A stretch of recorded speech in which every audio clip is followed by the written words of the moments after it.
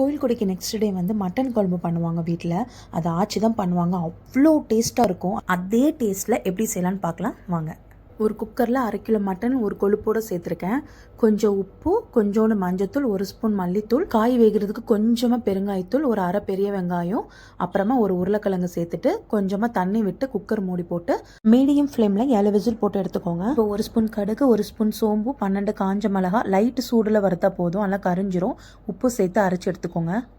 தாளிக்கிறதுக்கு மட்டன் கொழுப்பு இருந்தால் எடுத்துக்கோங்க. இது ரொம்ப டேஸ்ட்டாக இருக்கும். இல்லைனா ஆயில் கூட சேர்த்துக்கலாம். இது சிம்மில் வச்சு உருக்குனிங்கன்னா உருகிரும். அப்புறமா அதை எடுத்துகிட்டு கொஞ்சம் கடுகு, ஒரு சின்ன துண்டு பட்டை, கருவேப்பிலை, 2 பெரிய வெங்காயம், கொஞ்சம் உப்பு, இஞ்சி பூண்டு பேஸ்ட், ஒரு அரை தக்காளி சேர்த்து நல்லா வதக்கி எடுத்துக்கோங்க. குக்கர் ஓப்பன் பண்ணதுக்கப்புறமா நம்ம அரைச்சி வச்ச மசாலாவை அது கூட சேர்த்துட்டு நல்லா கொதிக்க விடுங்க. அப்புறம் நம்ம வதக்கி வச்சுருக்க அந்த வெங்காயம் தக்காளியும் உள்ளே சேர்த்துக்கலாம். மிக்ஸி ஜாரில் கொஞ்சமாக தேங்காய், சோம்பு, 2 துண்டு பட்டை, கொஞ்சம் கசகசா சேர்த்து மைய அரைச்சி உள்ளே சேர்த்துக்கலாம். மிக்ஸி ஜார் கழுவுன தண்ணி எல்லாம் கலந்து சிம்மில் வச்சு குக் பண்ணிவிட்டு லாஸ்ட்டு கருவேப்பிலை தூவி சர்வ் பண்ணிங்கன்னா மட்டன் குழம்பு ரெடி.